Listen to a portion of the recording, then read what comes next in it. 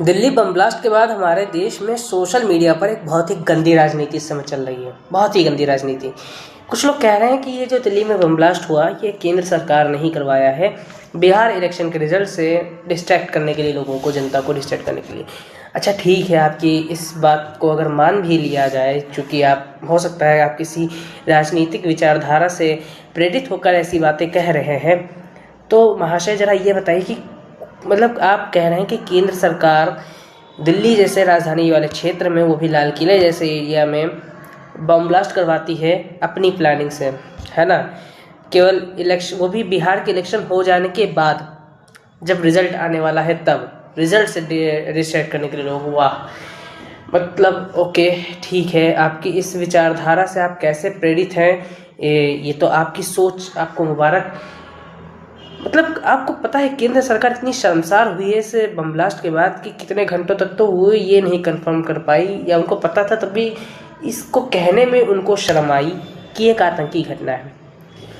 वो केंद्र सरकार पूरे विश्व में अपनी किरकिरी करवाने के लिए जानबूझकर बम ब्लास्ट करवाएगी लाल किला के पास, ऐसा आप लोग का कहना है।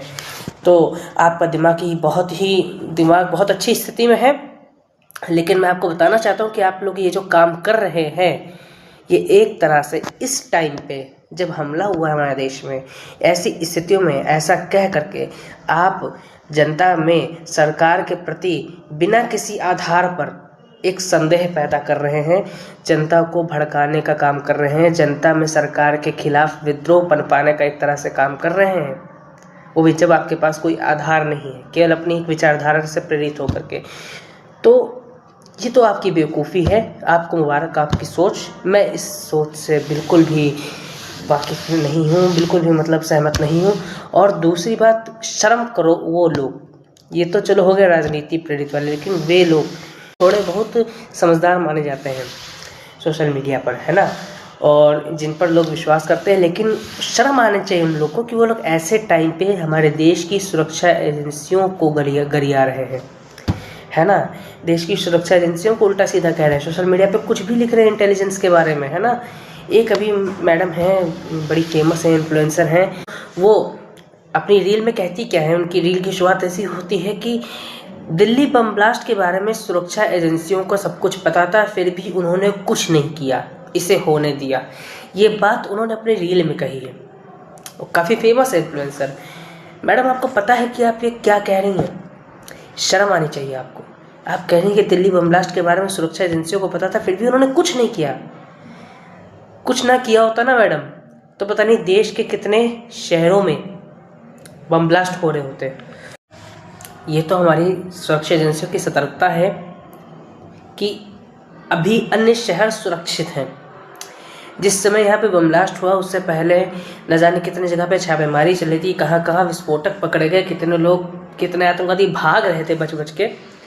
ये सही है कि सुरक्षा एजेंसियों को खतरे का अंदेशा था, लेकिन आप कह रहे हैं कि दिल्ली बम ब्लास्ट के बारे में सुरक्षा एजेंसियों को पता था और उन्होंने कुछ नहीं किया। ये बात आपने कैसे कह दी? क्या चाहती हैं? सुरक्षा एजेंसियाँ मक्कार हैं, ये कहना चाहती हैं आप? शर्म आनी चाहिए। कह देना मोबाइल पे रील बना करके वायरल होने के लिए कुछ, ये कह देना बहुत आसान है ना।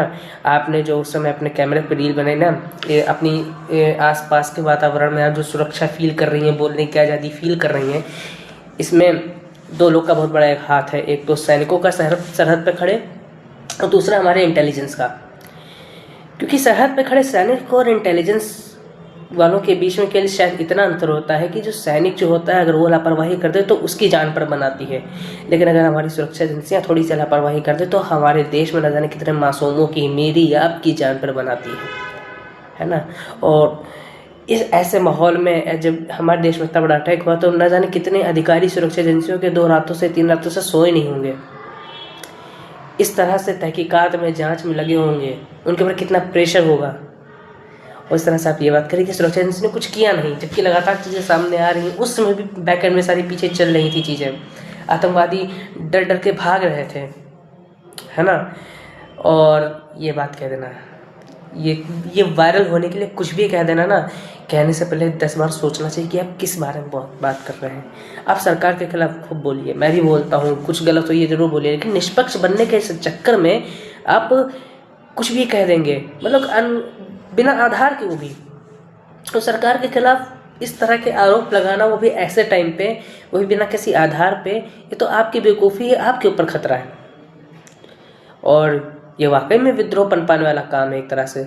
और दूसरी बात, सुरक्षा एजेंसियों के लिए अगर आप ऐसी बात सोच रहे हैं ना, और चूंकि आप फेमस इन्फ्लुएंसर हैं, आपको इतने लोग देखते हैं और मैं भी देखता हूँ, ऐसी बात नहीं है, लेकिन फिर भी चलो लेकिन कुछ लोग होते हैं ना जो इन्फ्लुएंसर की बात पे सच में इन्फ्लुएंस्ड हो जाते हैं, अपना दिमाग नहीं लगाते हैं। शर्म आनी चाहिए ऐसे लोगों को, है ना।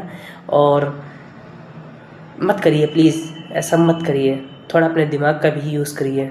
सुरक्षा एजेंसियों को गाली मत दीजिए।